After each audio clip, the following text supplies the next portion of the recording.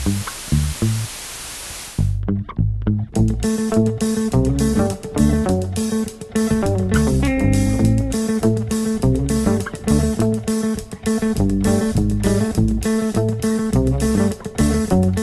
commence d'abord par déballer l'ensemble. Alors sachez que nous avons un FX 8370 à l'intérieur.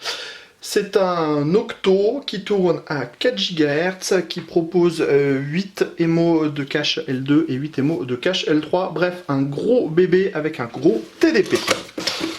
Mais ça, nous y reviendrons dans l'article. Alors, dans le bundle, on va trouver tout d'abord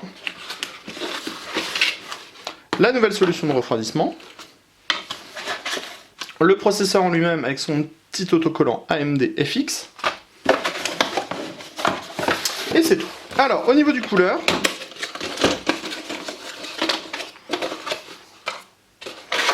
voilà donc le nouveau venu. Pâte thermique pré-appliquée en dessous, donc si vous le posez comme ceci, sans la petite protection préalable en dessous, toute la pâte thermique va se retrouver sur votre table. On a ensuite le même système de fixation qu'avant, donc avec la griffe qui est ultra simple à exploiter. On a 4 caloducs,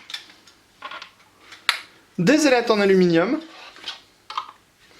et enfin on a un ventilateur de 92 mm, de 80 mm, pardon, qui va souffler son air via une petite cage qui va canaliser le flux vers les ailettes en aluminium.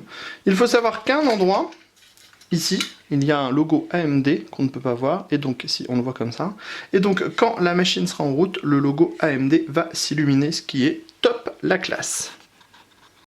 On va faire un peu de montage maintenant pour vous montrer à quel point c'est facile d'installer le processeur et le ventirad CPU. Alors, on ouvre le socket avec la petite barre, on regarde où est le petit triangle, on pose le processeur et on ferme la barre, tout simplement. Ensuite, on prend le ventirad CPU,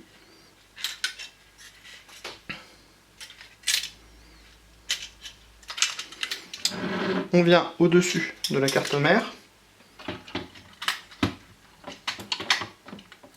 on le passe dans la première griffe, ici.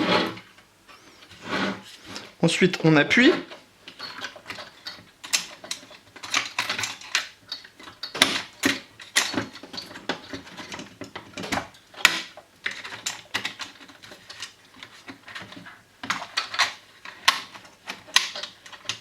On met la deuxième patte en appuyant. C'est fixé à gauche, c'est fixé à droite. On vient ensuite faire tout simplement ceci et la fixation est complète. Ensuite, on prend la prise PWM et on vient tout simplement la brancher, la relier à la carte mère.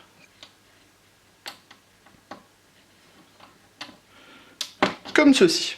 On le remarque, le câble il est intégralement gainé, ce qui veut dire qu'au niveau du style, c'est plutôt pas mal. Bref, on le voit, plutôt sympa ce petit ventirad.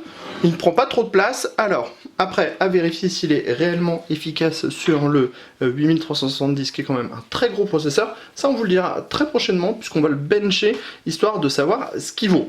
Enfin, on vous montre quand même une dernière chose. Maintenant, avant. Tout est dit.